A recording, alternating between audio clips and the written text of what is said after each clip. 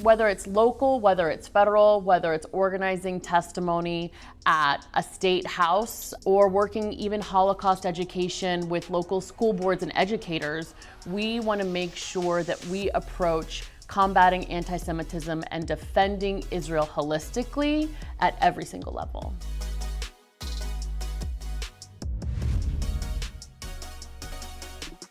Hello and thank you for joining us on another episode of the CUFI Weekly. Be sure to like and subscribe to the CUFI YouTube channel so you get notifications every time a new episode drops.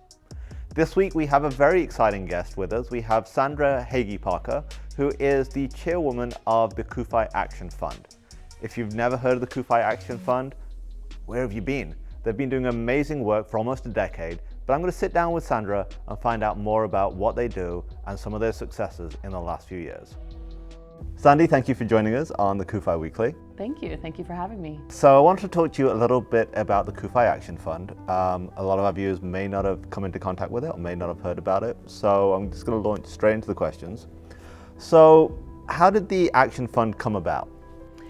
Well, CUFI, as you know, started in 2006, and what started as kind of just a leap of faith to see how it goes. Pastor Hagee had been doing Night to Honor Israel since 1981, and in 2006, that movement launched Christians United for Israel.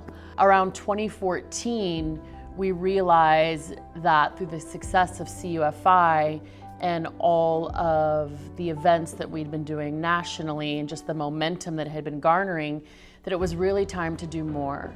That we never wanted to be an organization that seemed like it just did like pep rallies all year and then showed up to Washington, D.C. for the grand finale, but really had a continual presence in Washington, D.C.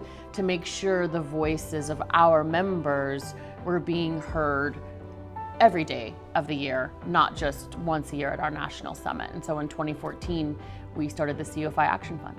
So was there anything that happened in 2014 politically that prompted this, or was this just a realization as CUFI, I guess the organization would have been 8 years old by that point? In 2014, when we started, it wasn't, the chicken and the egg, but the Iran deal, the JCPOA, was being discussed and ultimately entered into in 2015. That we happened to be in existence by the time it did. It was just a consequence of our natural growth, not necessarily the Iran deal, but it was beneficial for our organization to make sure that it had advocates on the Hill at all times to do what we could to try and stop that. So I guess for our viewers, what does the Action Fund do exactly? What does an average day look like for the CUFI Action Fund? It's never boring, and I don't think it's ever the same thing twice. But we also want to make sure that not only are we advocating at the federal level for the policies that CUFI pushes for, but that we're doing what we can to engage our CUFI constituents at the state level as well. For instance, the adoption of the IRA definition, which is the definition of anti-Semitism. CUFI was instrumental in getting that passed through executive action through the last administration. We also want to make sure that at the state level, it's being adopted so that we're sending a message to any future administration if they think that they can pass an executive order to undermine that or take it away, that multiple states have something as well. So 27 states have now adopted the IRA definition of anti-Semitism, 20 in the last year alone. So whether it's local, whether it's federal, whether it's organizing testimony at a state house, or working even Holocaust education with local school boards and educators, we want to make sure that we approach combating anti-Semitism and defending Israel holistically at every single level. So we've seen, especially in the last few years, I would say more vocal or louder anti-Israel voices within the political sphere. What are the challenges that presents for the Action Fund and the work that you do? I think the challenges are multifaceted. First of all, for our members, Israel is not a political issue. Israel is a biblical issue. Supporting Israel is a practical extension of their faith.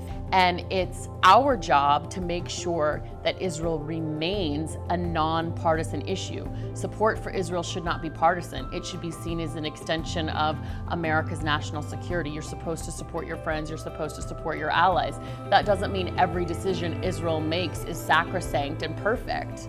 But at the end of the day, it is our closest ally in the region. And now that we have, thankfully, a new Middle East where moderate Arab countries are coming to the table and normalizing relations with the state of Israel, it's important that America do what it can to remain its best friend in the region. So as we approach almost a decade of the CUFI Action Fund, what does the future look like?